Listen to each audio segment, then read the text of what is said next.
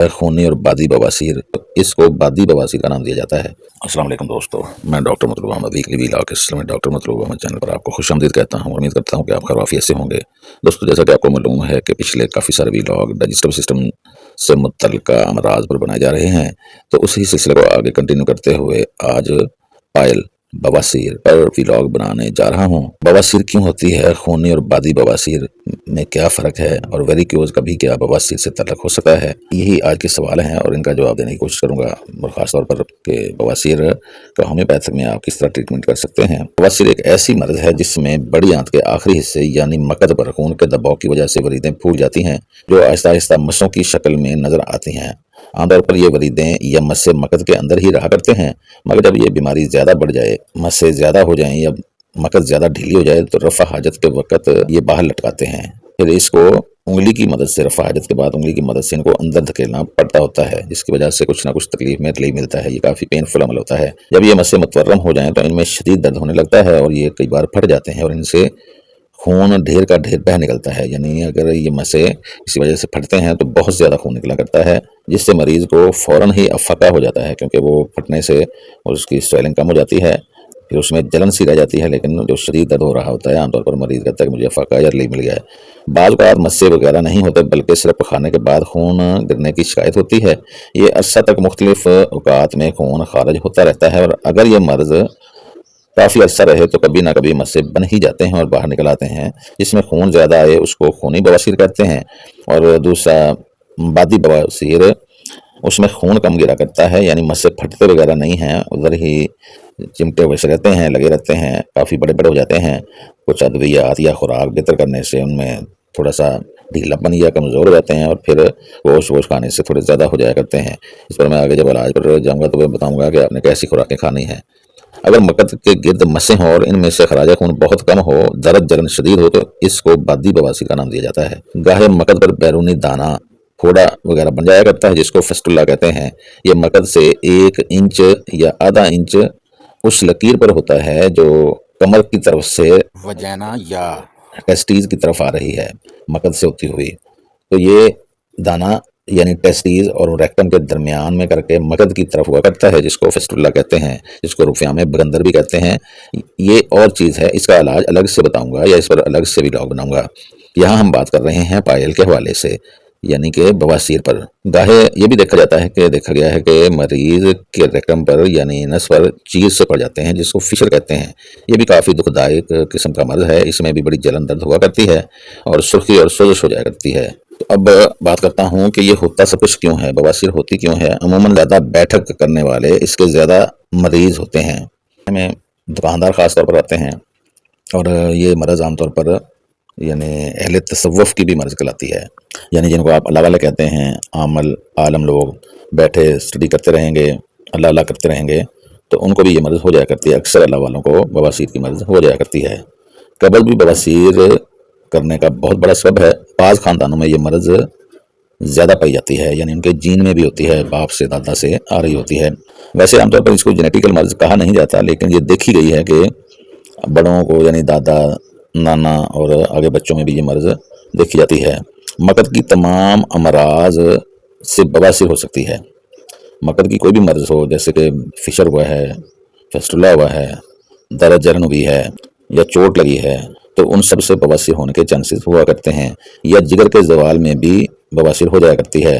دوران خون کے امراض بھی اس کا سبب بنتے ہیں، یعنی کسی وجہ سے جسم سے جسمانی وریدیں پھولنے کے عمل کے نتیجے میں، جس کو آپ ویریکوز کہتے ہیں، کی وجہ سے بھی بواسیر ہو سکتی ہے۔ تو اب اس کے علاج کی بات کرتا ہوں۔ قبض کو خاص کر کے ختم کرنا بہت ضروری ہوتا ہے۔ بواسیر والے مریض کو اگر قبض رہے تو بہت زیادہ تکلیف رہا کرتی ہے، اس لیے قبض کا علاج پہلے کرنا بہت ضروری ہوتا ہے۔ اس لیے مریض کو کہا جاتا ہے کہ صبح کی سیر کرنا بہت ضروری ہے، گوشت وغیرہ سے اجتناب کرنا، اور فائبر والی خوراکیں یعنی دلیا، سیب، خربوزہ، یہ ایسی خوراکیں کھانا جن سے قبض ٹوٹتی ہے، اس کے لیے بہت ہی اعلیٰ ہوتی ہیں۔ جیسا کہ آپ کو معلوم ہے کہ ہومیوپیتھی میں مرض کے نام پر علاج نہیں کیا جاتا، علامات بیس علاج ہوا کرتا ہے۔ تو اس حوالے سے جو بادی بواسیر پر زیادہ ادویات کام کرتی ہیں ان کے نام درج کر دیتا ہوں، جیسے کہ اگنیشیا ایسکیولس پیونیا، पल्सटीला, रेटनिया, सल्फर, कॉलनसोनिया, नक्सवामिका, एलोज। खूनी बवासीर की अलामात के मुताबिक जो अद्वियात बनेगी उनमें एलोमन, एलोमिना, एस्क्यूलोसिप, काक्टस, कार्बोविज, कार्बोएनिमेलस, सिनामोनम, हिमामाइलस, ग्रेफाइट्स, कास्टिकम, एपिकाक, लेक्सस, कालीकार्ब, कालीसल्फ, मिलीफोलियम, पल्सटीला, म्यूटिकम एसिड, मर्करोबर, नाइट्रिक एसिड, टर्मिनालिया, जिम्बोला, फास्फोरस, एकोनाइट, आर्सेनिकम, ब्रेटाकार, क्रूटेलस, सल्फर। खून काला हो तो आमतौर पर स्केलकार और हिमामाइलस बड़ी अच्छी दवाई होती है। फ्रेश खून के लिए मिलीफोलियम, एपिकाक। आगे बात करते हैं, मकद की अगर सोजश हो तो एस्क्यूलोसिप बहुत अच्छा काम करती है। इसके साथ एलोज, एंटमक्रूड, कॉलनसोनिया, मरक्साल, नाइट्रिक एसिड, फास्फोरस, पोटोफाइलम, सल्फर बहुत अलग काम करती है। अच्छा, यहाँ ही मैं थोड़ा सा बता दूं कि आमतौर पर जैसे भी मैंने कहा कि ये वालिदैन से भी होती है, तो अगर ऐसी सिचुएशन आपको नज़र आए तो फिर आप ने इलाज शुरू करना है थूजा से, मेडोरिनम से। ट्यूबर भी आप दे सकते हैं। इस तरह कारसी भी आप एक आधी डोज बीच में दे सकते हैं ताकि मरीज को जल्दी से और अच्छा रिलीफ मिले। क्योंकि आमतौर पर बवासीर में मकद की सोजश, खारिश, जलन, दर्द यही वकता है, तो इस हवाले से मैंने दवाइयों का अलग अलग ग्रुप बताने की कोशिश की है। तो उम्मीद है कि आपको ये सिलसिला ज़रूर पसंद आ रहा है। तो बात करते हैं मर्ज़ के हवाले से। मकद की खारिश अगर बहुत ज़्यादा हो तो मेडोरिनम अगर आप देंगे, सीएम की एक डोज दें आपने। अगर यानी कहते होते हैं ना, जैसे हाथ पे सरसों जमानी है, मकद की खारिश पर बहुत ही अला काम करती है मेडोरिनम सीएम दें। मरीज़ या मरीज़ा उसी वक्त जस्ट 1 से 2 मिनट में कहेगा कि मेरी खारिश ठीक हो गई है। जलन और खारिश उसी वक्त ठीक हो जाती है। तो बाकी अदविया जो खारिश पर काम करेंगी, एस्क्यूलोसिप, एलोज, एलोमिना, अम्बरा, अनाकार्डियम, ब्रेटाकार, कैकेरिया कार्ब, कास्टिकम, सबैना, अमोनियम कार्ब, कालीसल्फ, नेक्ट्रम कार्ब, कोलनसोनिया, फेरम आयोडियम, अग्नेशिया, लाइकोपोडियम, मेडोरिनम, एसर नाइट्रिकम, प्यूनिया, ग्रेफाइट्स, सखारम, स्वाइजीलिया, सल्फर, ट्यूक्रियम, अमोनियम कार्ब, फ्लोरिक एसिड। मकद में अगर जलन हो, यानी बवासीर में अगर जलन हो तो दवाई होती है एस्क्यूलोसिप, एलोज, आर्सेनिकम, कैंथरस, कैप्सिकम, कार्बोविज, कॉलनसोनिया, गम्बोजिया, आयरस वेस्कुलर, नाइट्रोम्योर, ओलियंड्रा, रेटनिया, सल्फर। रेक्टम में जलन हो पखाना करने से पहले और दौरान तो हाइड्रेटस और आयरस वेस्कुलर दवाई हुआ करती है। मकद में जलन हो पखाने के बाद आर्सेनिकम, कैंथरस, कैप्सिकम, कार्बोविज, गम्बोजिया, नाइट्रोम्योर, प्यूनिया, रेटनिया, सल्फर दवाई होती है। खून का भराव मकद में हो तो एस्क्यूलोसिप, एलोज, कॉलनसोनिया, सीपीएस, सल्फर दवाई होती है। मस से अंदरूनी, बैरूनी या कुछ भी मस्से जैसा, जैसे लकड़ी सी बन रही है उधर उधर कुछ यानी रसौली सी बन रही है, इस तरह मुख्तलिफ चीज़ें भी बना करती हैं रेक्टम पर, तो उनके लिए जो ग्रुप है वो नाइट्रिक एसिड, थूजा, काली ब्राउन, सेनाबेरस, साफी सगेरिया।